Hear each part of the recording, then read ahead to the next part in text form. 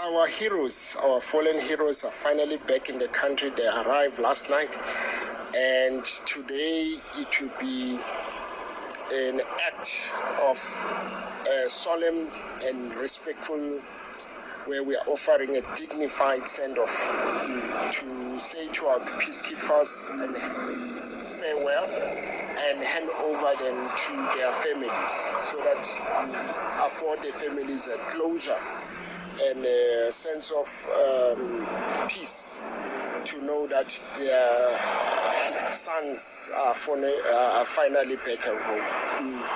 And just once again, Admiral, I mean, obviously, the Commander-in-Chief is expected to be here, the President of the Republic of South Africa, President Ramaphosa. Take us through to the proceedings.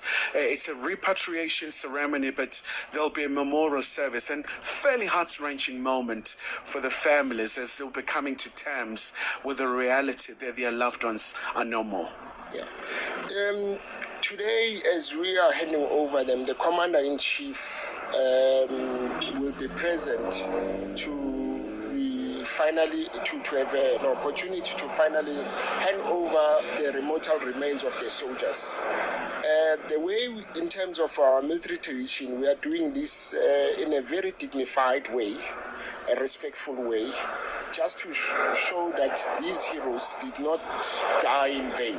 They died in the ultimate sacrifice of the country. We do it in two ways, where we are sending them officially through a ceremony, which is the ceremony is normally afforded to a person that has sacrificed for the country and served well, especially in this time around. These were peacekeepers. Therefore, we do this in honor to them and in honor to thank the family for affording us these heroes who have really showed that they can die for South Africa. They can die for peace. So the memorial basically is to remember their memory, to put back and try to calm the nation, but more or less to ensure that they are always going to be remembered. And that is the way. Hence, we have a full military honors that the Chief of the Army will coordinate, since most of these members came from the SA Army.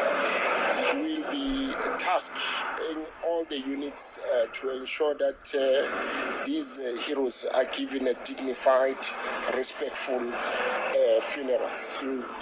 Admiral, obviously, I may imagine it may still be an operational matter and a very restive, fluid, unpredictable territory.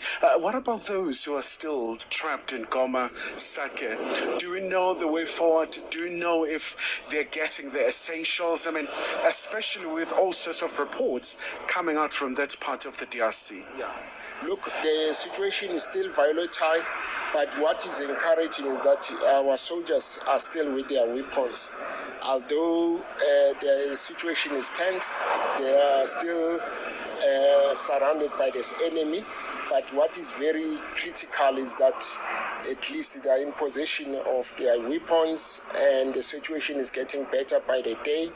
And we hope that all the political processes will eventually culminate into a peaceful resolution, where, as we heard, that there was a summit which then tasked the chief that are involved, Chief of Defense Forces, to ensure that there's a ceasefire. So all those processes are part of the process to bring back the peaceful resolution. But as soldiers, ours is to able to defend ourselves if attacked.